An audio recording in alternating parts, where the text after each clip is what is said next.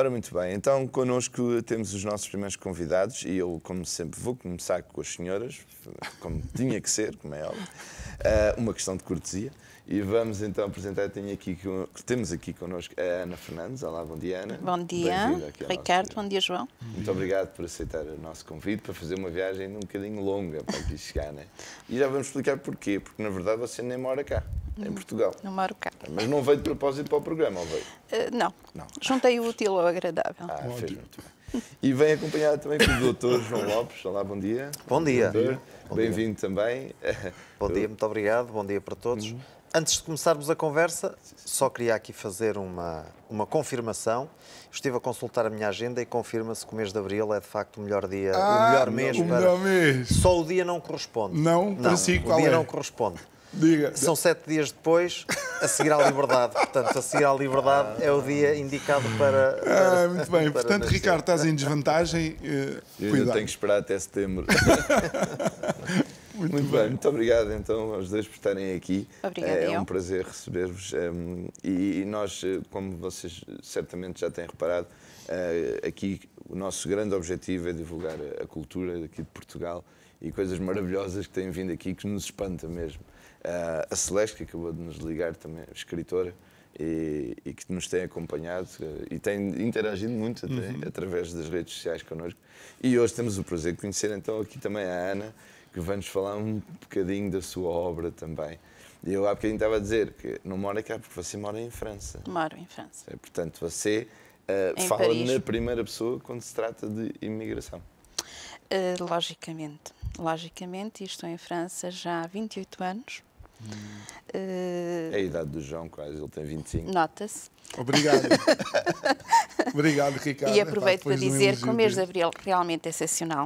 Não é? Mas começa logo no dia 1. Embora eu goste mais do dia 3.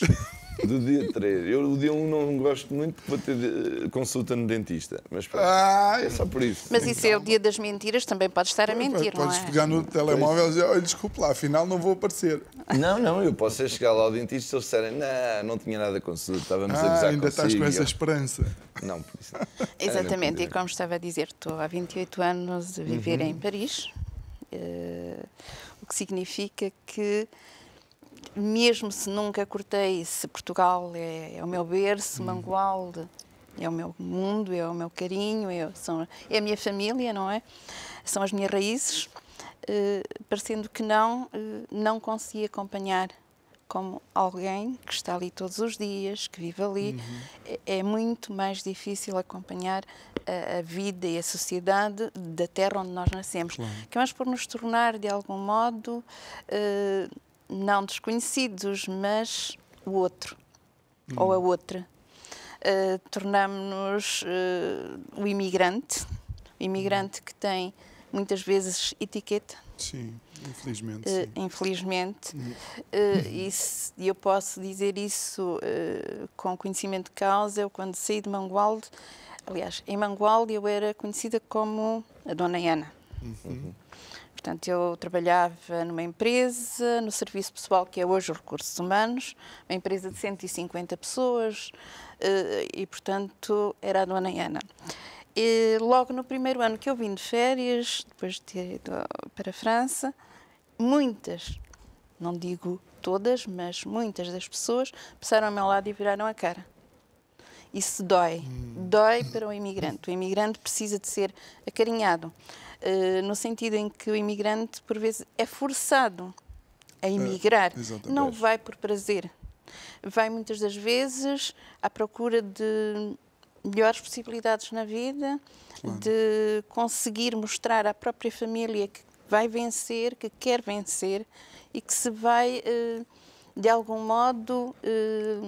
aventurar, vai arriscar, vai correr para riscos fora, bastante vai tomar grandes. uma decisão corajosa de sair da sua zona de conforto e tentar conseguir alguma coisa melhor para a sua... Exatamente, e nós sabemos que Portugal teve várias épocas de imigração, fluxos migratórios, como disse há bocado e muito bem, períodos muito concretos, a época 60, 70, para não dizer antes, depois estagnou um bocadinho, depois quando houve a entrada da imigração Angola, Moçambique, etc. E tal. Houve muitos portugueses que foram para o estrangeiro, houve ali uma entrada e uma saída quase obrigatória, porque muitos portugueses residentes consideravam que os retornados, e não digo a palavra no sentido pejorativo, no sentido pejorativo, é mesmo o que chamavam agora, sentiam que eles tinham vindo tirar o lugar dos que cá estavam, em muita coisa. E então, muitos fugiram nessa altura. Fugiram, é uma maneira de falar. Foram embora. E agora há outra imigração que é completamente diferente.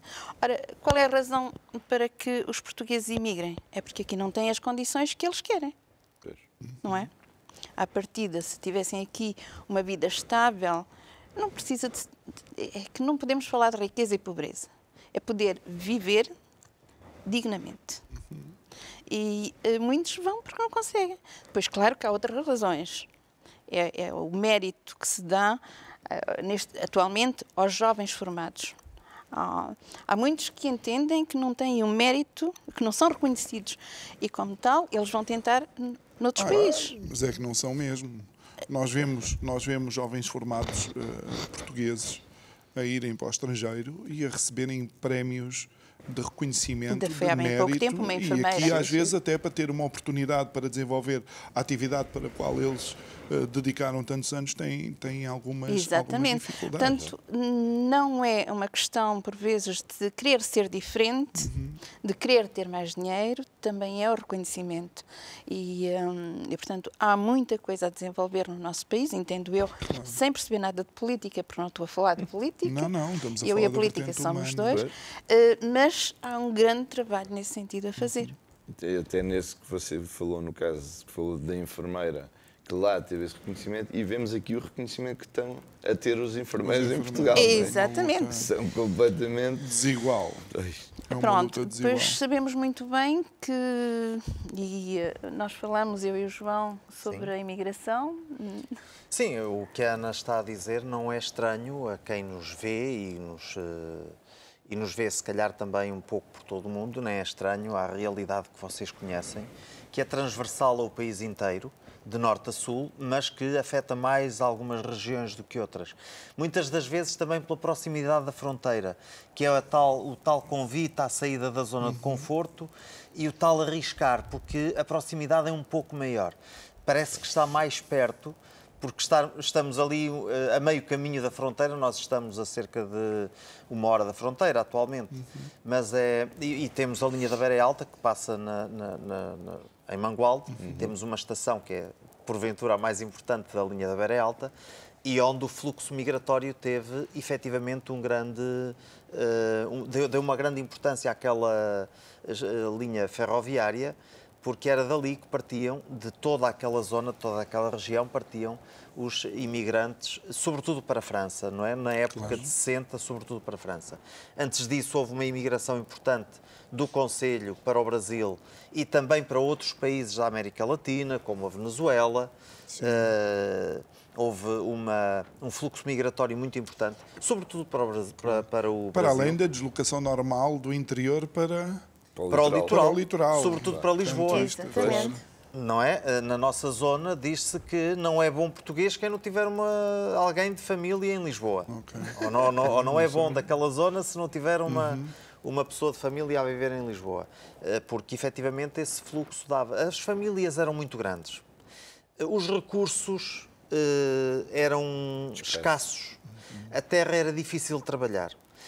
E estava nas mãos de alguns senhores que necessitavam da mão de obra para trabalhar, mas depois não era para quem a trabalhava. O produto não era para quem a trabalhava. Okay. Não é? Mas muito dependente do setor primário. Sim, numa certa época. Hoje não. Hoje nós... estou a falar sobretudo da realidade de Mangualde, que, fruto da sua localização, é um concelho que nos últimos 60, 70 anos se industrializou muito. Primeiro fazendo de Mangualde uma espécie de um entreposto comercial de tecidos que vinham da zona da Serra da Estrela, não é? Da lã, sobretudo. e dali eram distribuídos para o resto do país. Portanto, era um importante entreposto comercial, onde se fazia uma zona de trocas e transações comerciais entre os produtos do litoral e os produtos do interior, nomeadamente os produtos da serra. E, sobretudo, os produtos da lã. Claro. E Mangualde industrializou-se muito à conta desses comerciantes que se instalaram aí primeiro, depois de uma indústria pesada, sobretudo na área da metalomecânica, e mais tarde com a PSA, antigamente Citroën, que se instalou lá. E, portanto, hoje a nossa realidade mudou radicalmente, porque apenas 6% da população está dedicada à agricultura.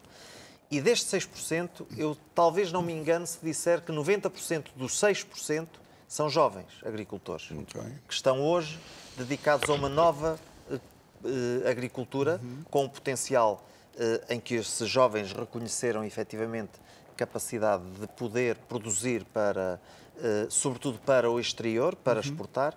Estamos a falar sobretudo da vinha, e, portanto, do vinho do Dão. Estamos a falar também do queijo da serra. Estamos a falar dos frutos vermelhos, o mirtilo, a amora, exatamente, que são bem pagos. E, portanto, hoje o território, do território, as pessoas que se dedicam à agricultura são apenas 6%. Todos os restantes estão ou a dedicar-se à indústria ou aos serviços. Portanto, ao em termos sociais, e porque com toda esta crise que houve também dos refugiados, e não quero estar a misturar as coisas, mas em termos sociais, como é que o doutor vai sentindo os stresses que existem, não é? Momentos de stress entre a população nativa que está a viver lá e que desenvolveu a sua vida lá, e as nações que sim são nativas, mas tiveram largos períodos fora e vão retornando durante algum espaço de tempo. Como é que se vê essa dicotomia? Estamos a falar de imigração que regressa. Sim. Olha, no passado, de facto, colocava-se esta questão que a Ana colocou, e que não era só de Mangualde, era transversal ao país inteiro, em que os retornados eram vistos como uma ameaça. E hoje a história depois encarrega-se de repor as coisas no seu devido sítio e no seu devido lugar, e hoje nós reparamos que os retornados foram uma peça fundamental para a evolução que o país teve depois do 25 de Abril. Porque vinham com uma mentalidade diferente, porque vinham com uma cultura diferente, porque vinham com um espírito mais aberto a determinadas coisas. Porque a ditadura, ainda que estivesse instalada nas antigas ex-colónias, ela tinha um tentáculo muito mais fraco, porque a distância a que estava, e eu sendo filho de retornados, eu recordo-me obviamente na minha infância, nós éramos expostos a coisas que aqui, eu quando cheguei, mas não têm. Exatamente. Coisas como, eu passo a publicidade, a Coca-Cola chegou primeiro, a certas novelas, filmes, havia muito turismo que ia efetivamente lá às ex-colónias, e houve essa tensão, porque quando vínhamos expostos a um mundo completamente diferente, e também nos sentimos deslocados. Não é? Só para dar, se me permite, só para dar uma ideia, nós raparigas, na altura eu era muito nova, as raparigas sentimos a diferença da mentalidade das colegas que começaram a estar nas aulas connosco e a fazer amizades. A mentalidade era muito mais alargada, muito mais livre, que nós éramos inocentes, éramos umas meninas inocentes, fazíamos tudo que a mamãe e o papá faziam. Elas não, tu não fazes isso. E lá íamos atrás delas e aprendemos com elas. Portanto, eu não vejo o facto do retornado, eu não vejo isso como um ponto negativo. Pelo contrário, mas foi uma tensão que existiu, sem dúvida.